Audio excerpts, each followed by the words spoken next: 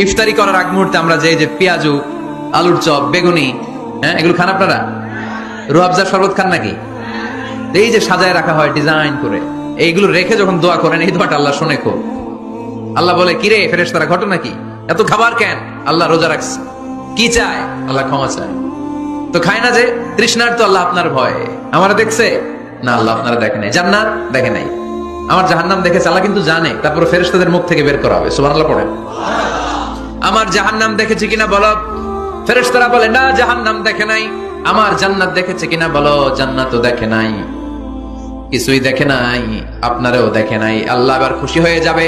আমার খুশির জন্য আমার ভয়ে তৃষ্ণার্ত ক্ষুধার্ত সামনে খাবার হাত বাড়ালেই খেতে পারে, গ্লাসটা তুললেই পান করতে পারে, আমার ভয়ে খায় না। আমার ক্ষমা চায়, আমার কাছে ক্ষমা প্রার্থনা করে। এখন আমার বান্দা যা দোয়া করবে, বান্দার সব দোয়া আমি কবুল করে নেব।